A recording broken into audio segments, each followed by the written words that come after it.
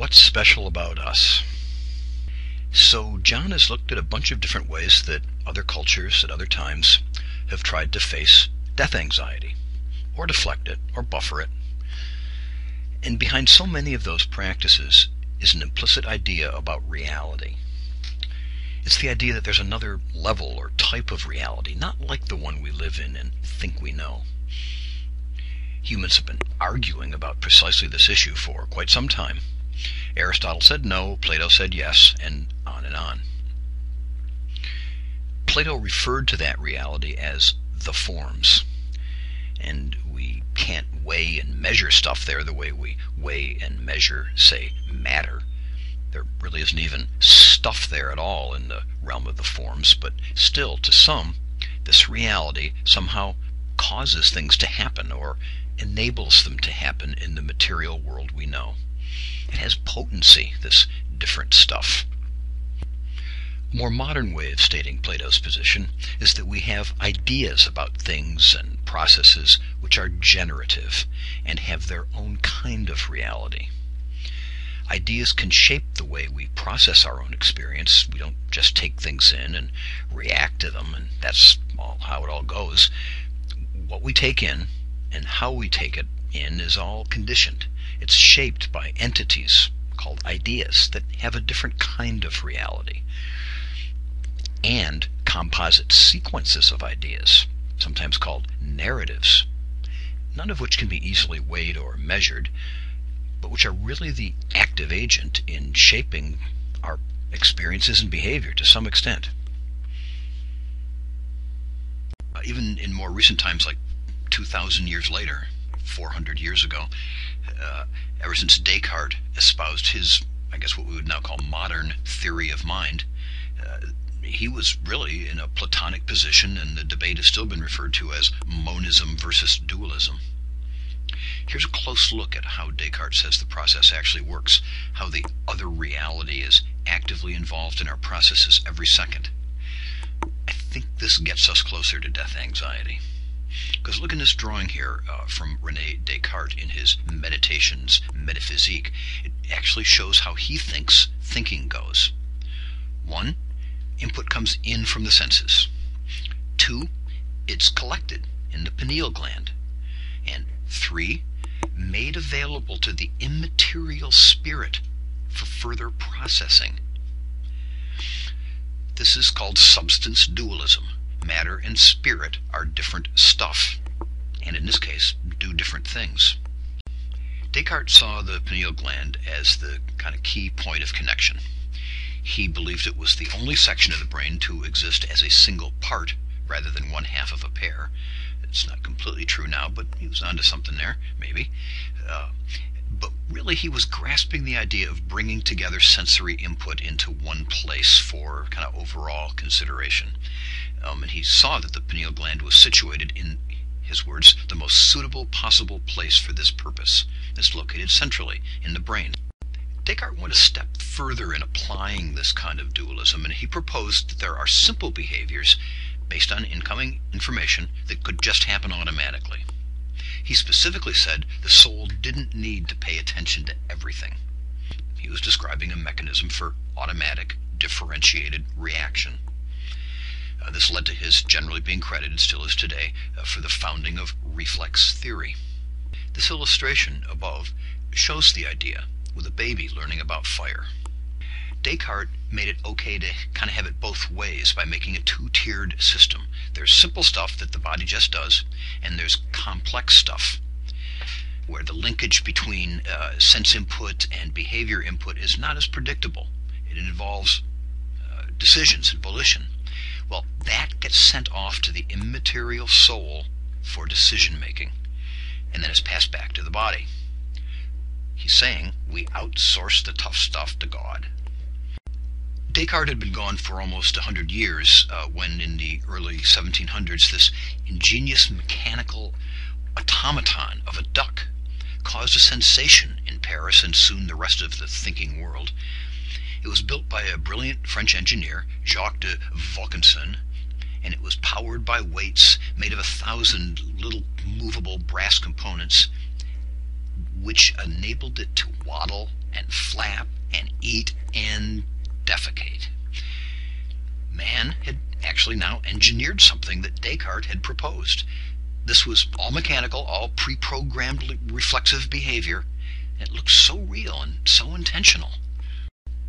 De Vaucanson's duck actually made his mess on carpets of the aristocratic drawing rooms of most of Europe. It did cause a sensation and a philosophical crisis. If it could perform so many functions that were like life, and yet it was a machine, then what's left? What makes us special? What makes us the crown of creation? For the first time, with any clarity, I think, it raised the important question, in what way do humans essentially differ from very complicated machines? After the Renaissance and scientific revolution in Western Europe, the question was, how far could we go with just those reflexes that were material? What if everything could be explained that way? As I kind of suggested at the beginning, 3 centuries later, we're still strongly influenced by this two-tiered view. Understanding the reflex and matter side of ourselves has come a long way since the defecating duck, and our understanding of what material stuff can be made to do has gone way beyond mechanical devices like the duck and into harnessing matter for computing devices to run things. They run them by executing instructions that are all patched together from smaller sets of instructions for doing specific functions called algorithms. When you put those highly sophisticated mechanisms that we can build together with highly sophisticated algorithms to run them, pretty soon we're not worrying about free will and what makes us special. We're worried about getting sent out of Dodge. If we were anxious about free will being lost 300 years ago, maybe we're even more worried now about losing the whole game. So what's so special about us? What can't you build into a robot? To me, Ernest Becker is one of the really important thinkers of the 20th century. I think he correctly played a huge role in bringing psychology out of the kind of early development of innate drives and inner forces and into one clear, unifying, driving force underlying all behavior, the thing that is special about human beings. What drives behavior, at the bottom of it all, according to Becker, is the one most uniquely human aspect there is, our all-consuming, unfaceable terror of personal extinction. Our knowledge of its inevitability, but no idea when or any way to stop it. His breakthrough idea was seeing all of culture and civilization as the result of conscious and unconscious strategies for keeping anxiety about death away. All of our great accomplishments he sees as immortality projects, that's his term, distractions to avoid the truth and make something that endures. He could have subtitled his book something like Civilization as an Expression of the Denial of Death. That is his position.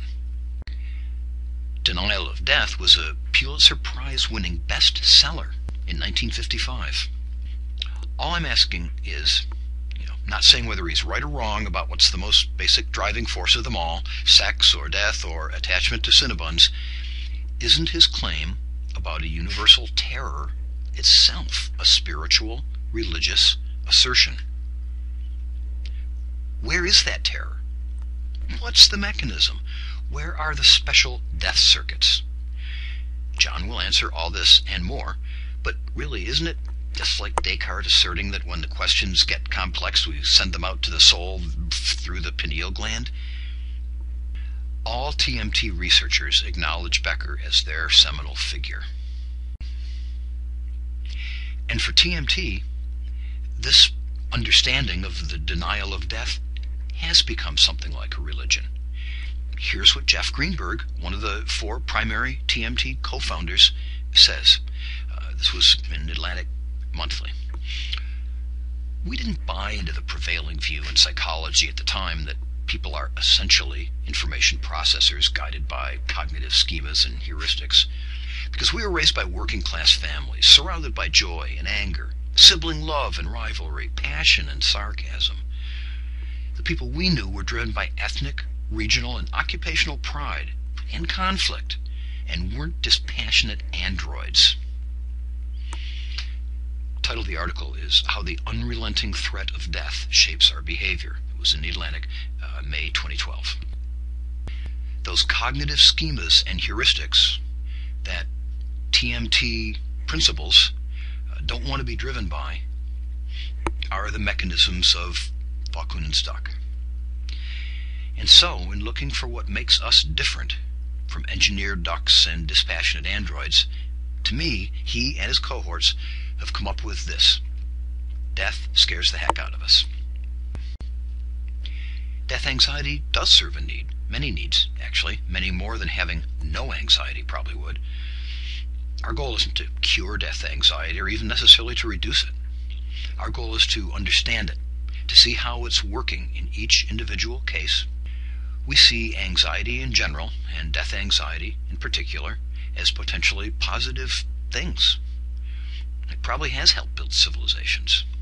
But anxieties can get into not helpful states too. Plus, I'm inherently suspicious of any claims that people just couldn't do that, i.e., face the terror of our personal extinction. So, file that little set of slides under death anxiety to support a case for human exceptionalism. And of course, a belief in or a need for any kind of exceptionalism will always lead to an interpretation of reality that supports that belief. It's an apparently secular thought form. There's where we've made the transition over 400 years, but the lineage is still pretty clear.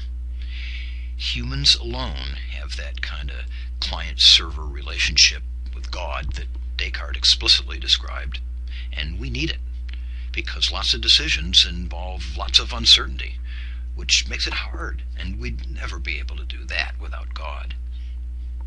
We'd never be able to do it. We'd never be able to face the terror. That's what TMT is completely based on. That human exceptionalism means being aware enough to be terrorized if it weren't for denial.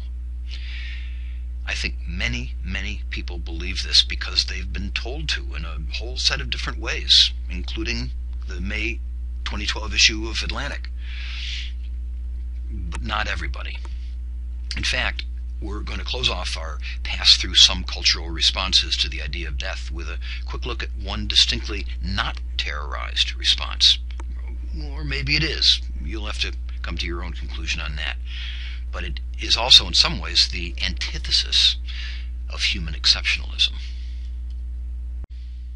It's called human transcendence. Actually, it's called a lot of things. There's a pure cyber version recently featured in Time magazine called Terrasem, in which, to state a sophisticated system very simply, lots of information about you gets saved and also blasted into space so that future advanced civilizations will be able to reconstruct you. Is this denial? Is this harmful? Is there a point at which it could get harmful? It doesn't appeal to everyone, thus it is sometimes called rapture of the nerds.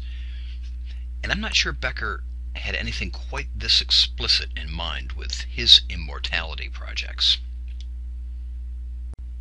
Or this, Raymond Kurzweil's even more pure expression of transhumanism, which he calls the Singularity.